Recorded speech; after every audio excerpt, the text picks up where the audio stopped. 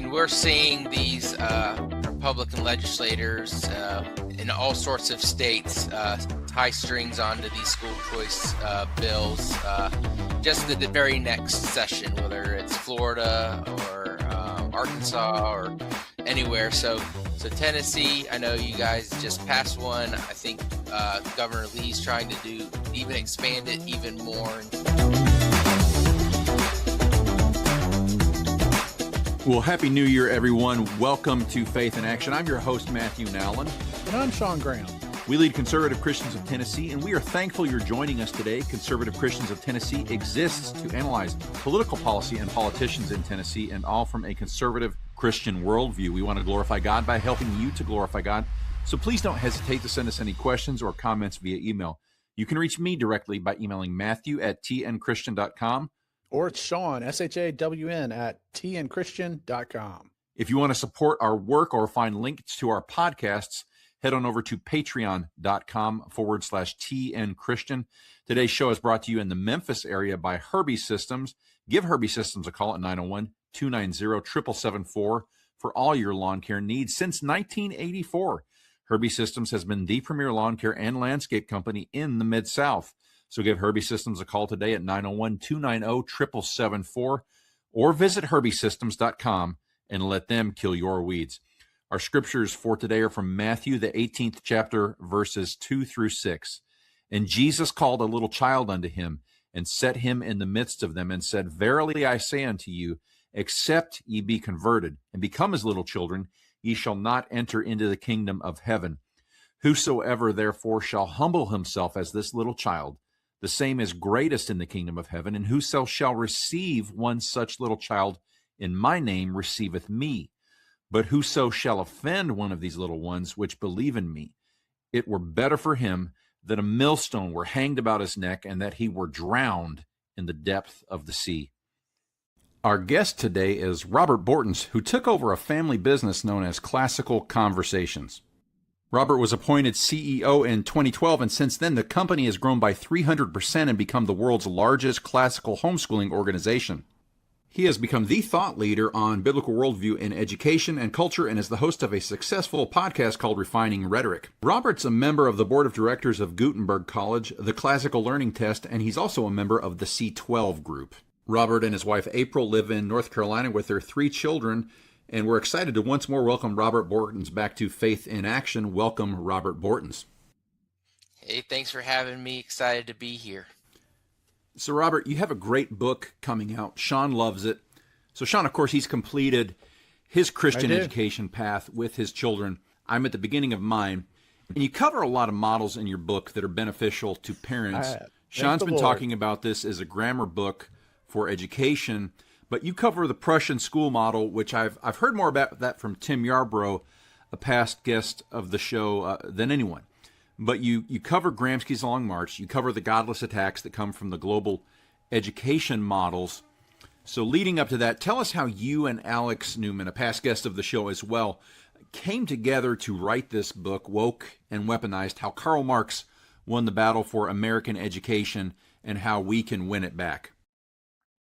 Yeah, I thought it was super important as we were having conversations with conservatives and Christians and Republicans that we understand the ground that we're building upon from our education here in the United States. And people hear about the Prussian model and don't really understand what that means, or that the Rockefellers just wanted to have obedient workers, and that we were having these conversations and people just didn't even know about these things or had heard about it, but just didn't think they were relevant to today's educational systems. And a lot of the reforms and people are working on, just if you look at the history, just aren't going to work. And because I love people, I don't want them to spend their life trying to do something that's not going to work. I want them to do things that will work. And so, yeah, we not just went through the history of education, which, there's other books that do that, and we reference those for those who want to dive deeper into it. But actually did a ton of research on what's actually happening today, who's funding it, and then we look at a couple of areas and communities that are doing it well, and that are having excellent results that people can look at and just really try to explain what people mean when they say things during these kind of educational, gurus. They'll say something and it sounds good, but we break down what it actually means in the book, and it's well researched. Obviously, we have our own opinions, but I think it's something like 12 or 16 pages in the appendix of just all the research that we did. So, yeah, it's going to be a great book for your listeners. So how did you guys get connected to actually do this? I mean, did you guys just meet at the gold and the Bitcoin conference or what? Yeah. Yeah, so Alex Newman, his kids use Classical Conversations, and him and I have talked multiple times about school choice, the United Nations, and their plans for your child's education. And yeah, we just thought that it'd be a lot easier if we wrote a book, got it all documented so that people could see for themselves and share it with a friend. It's a great asset. I'm so glad the two of you put this together with scholarly intent, and you got a great line in the book. And you say, from the very beginning, Americans understood that education was primarily the responsibility of parents, not the state. I think that's so important to get down. Education was not viewed as neutral. You said that it wasn't a technical process, and I think that's where we've devolved it to. Early Christian Americans across all denominations, we understood that the job was to not just to teach, but it was about the biblical disciplines and discipleship. What happened? That's gone. Yeah, and so that's what we explore in the books and to show how that left. And it started with this idea from Robert Owen. I mean, people probably heard of Dewey and Mann and the Prussian model, but pre-Prussia was this guy named Robert Owen, and he tried to start a communist commune in Indiana at the time. This was kind of predating or kind of the same time as Karl Marx, and failed. Of course it failed, but what he was trying to eradicate was the trinity of evil, which we all recognize is family, religion, and private property. And he said that it's because these adults hadn't been conditioned to accept those communist ideologies since, from kids. And so he identified that the public school system was the way to do this. And so, he couldn't get any traction here in the United States. 99% of Americans read. We were a well-educated group. The government was not involved in really any form of education. And so it was the church and it was families that were leading it. And they could read Shakespeare. And, we have a test for an 8th grade test from early on in the book that just shows how far we've degraded as a country. And so I didn't fail, just so you know. When I read through it, I did not fail that. So I was proud of myself for a second. There you go. Yeah, so it just kind of shows how those ideas have been imported here in the United States. There was a Reese report in the 1950s that the federal government paid for and was presented to Congress that showed what was happening and how these, if you think USAID is bad now, this has been a playbook that was run in the 40s and the 50s by the communists. So it's nothing new. When government gets involved in paying for things, the communists take it over and use it for their own ends. And they took over the teachers' colleges, and then especially World War II, and obviously with the war and so many men gone and women going into factories, that was really when the public school system in the U.S. Took off. And unfortunately, now we are seeing the results of those 100 years since then and we see that about more than half of children are born out of wedlock. Only about 6% of Americans have a biblical worldview, according to Barna.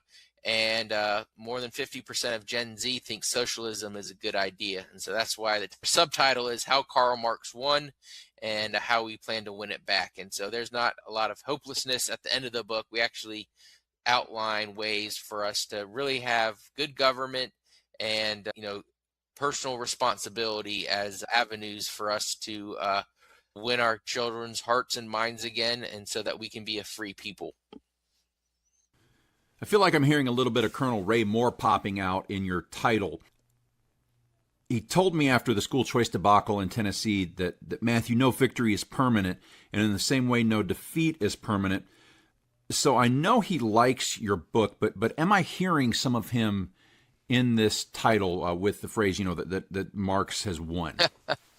I've known Ray for a long time, and he's been a warrior in this front for educational freedom and independence and Christianity. And so whether it's from him directly or we just run in the same circles of people who love Jesus, love freedom, and love our kids, it's not surprising that we have a similar worldview.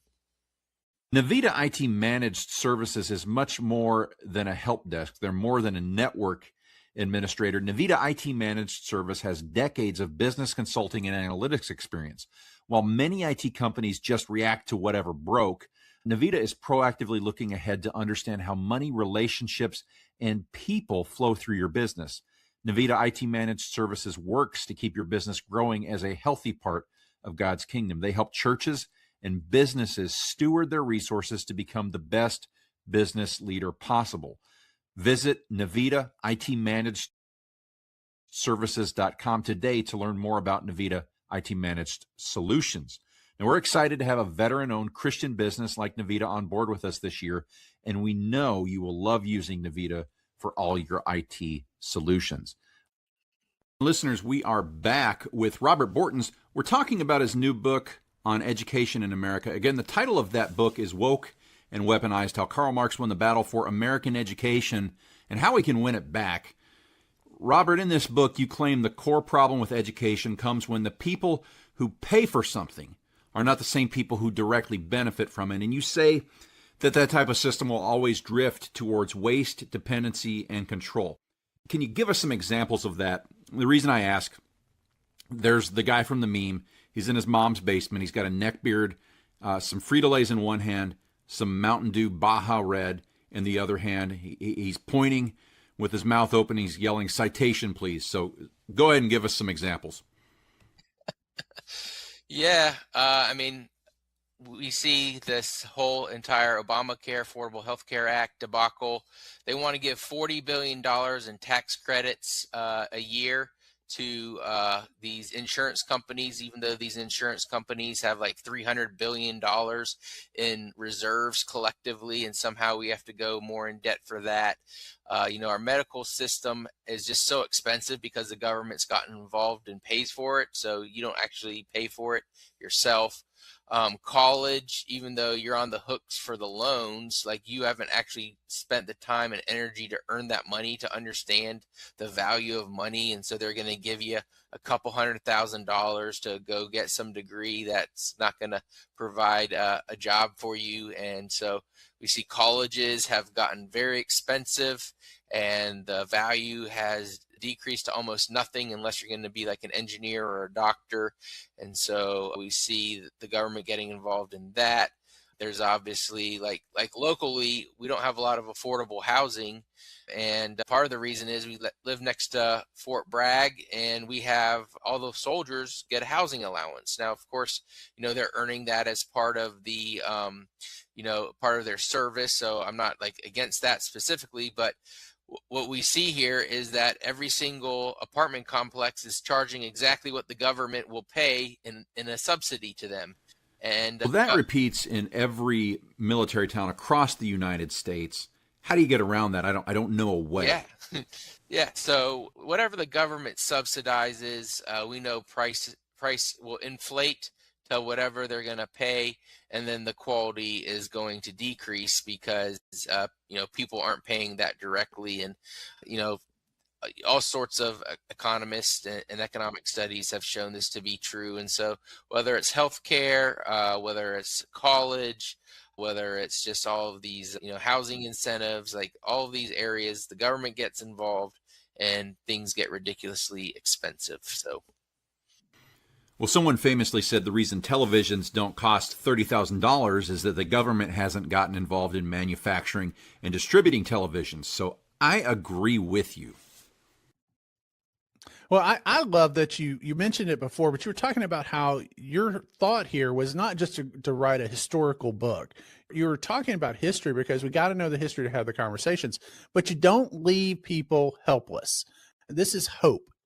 You talk about the problems, but you also point out that there is a pathway forward. Yes, we did lose clearly to this Marxist takeover of our education system, but tell our listeners, what are a few ways for us as a culture to have hope on winning this culture back?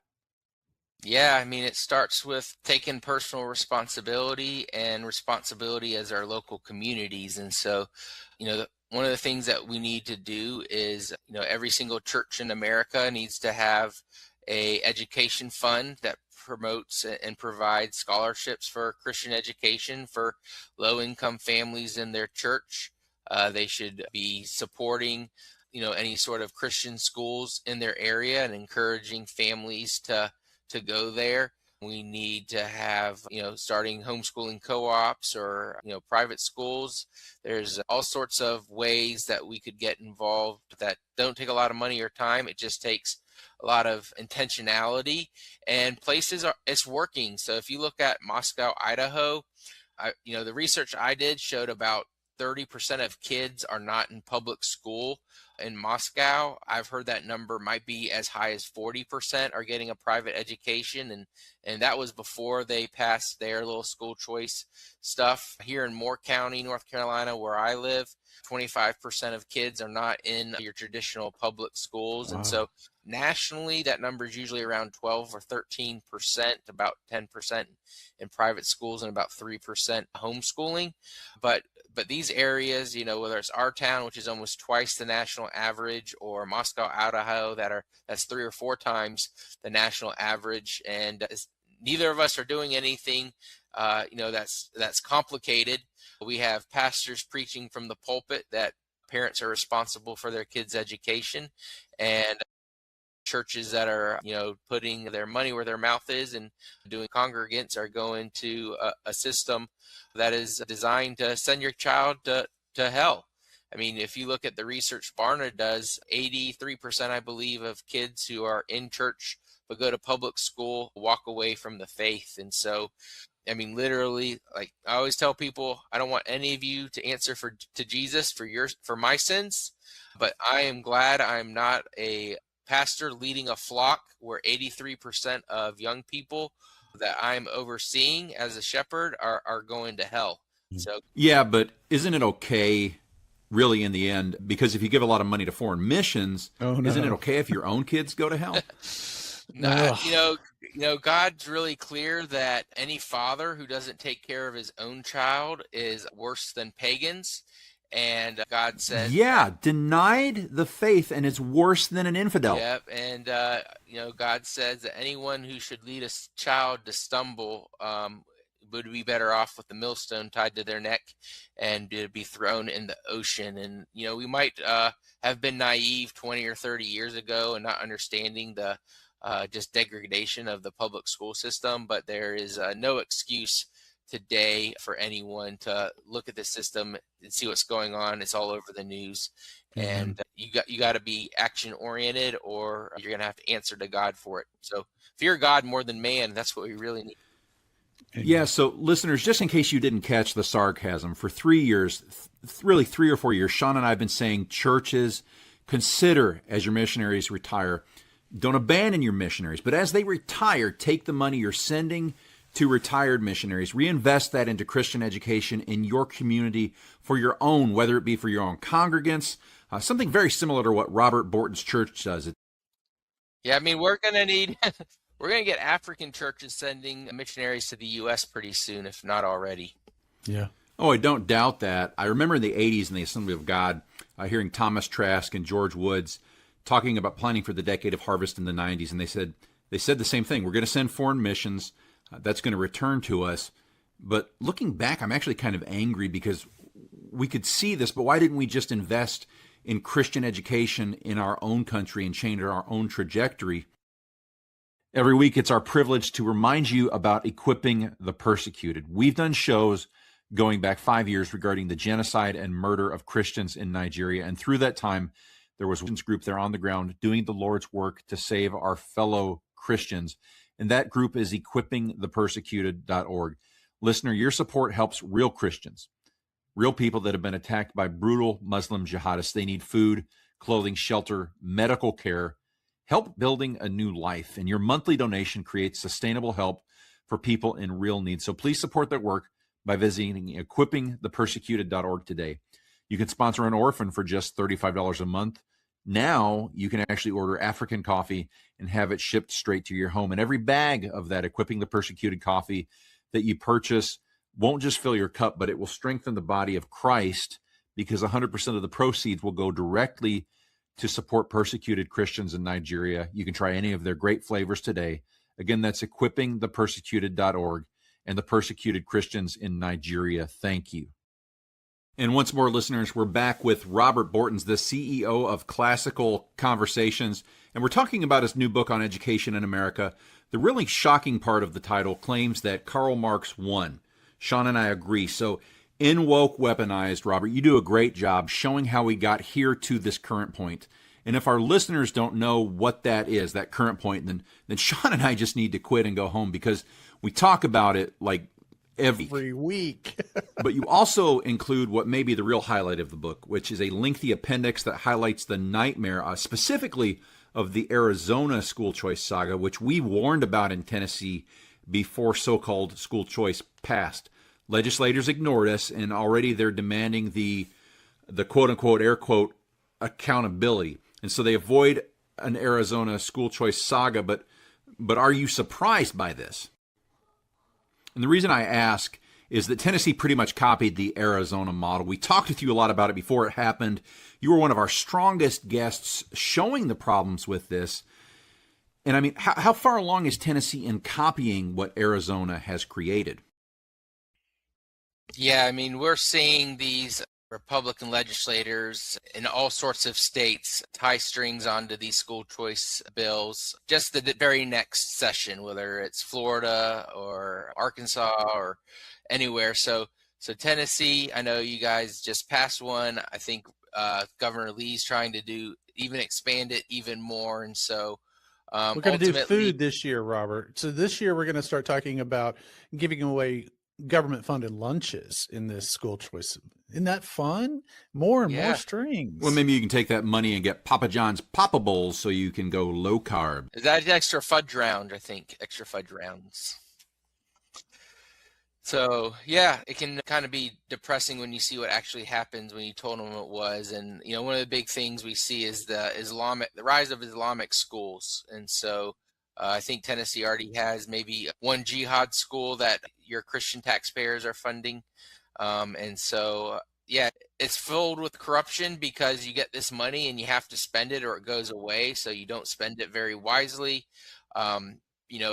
Groups, if you're a business supporting homeschoolers, you're able to jack up your prices because now instead of a father working really hard to pay for his kids' extracurriculars, the state has stolen money from your neighbors in order to pay for it for your goods. And so, yeah, inflation's high, corruption has been entering into the market, and we see these jihad schools and communist China schools popping up in all of these school choice states. And so now they're telling us, oh yeah, we knew this was going to happen, but it was a risk we were willing to take. So it's not a risk I'm willing to take with my kids' lives and importing these ideologies and paying for it to be imported. Robert, we have to wrap, but the most important thing is that you tell our listeners about where they can get their own copy of this book, and then that you tell them about your newsletter as well, because they need to subscribe to your newsletter. Yeah, so go to wokeandweaponized.com. That is going to be where the link's going to show up. The book will be available. It'll ship mid-January. That is Woke and Weaponized. Sign up for the newsletter because we'll definitely be sharing special insights and more information and behind-the-scenes looks into this book so that you can continue to educate yourself. So that you don't accidentally cause, your grandchildren to not live in a free country because of the decisions we made. We need to be eyes wide open when we're making these laws and decisions. Well, that's going to do it for another episode of Faith in Action. And until next week, remember, the Lord shall reign forever and ever.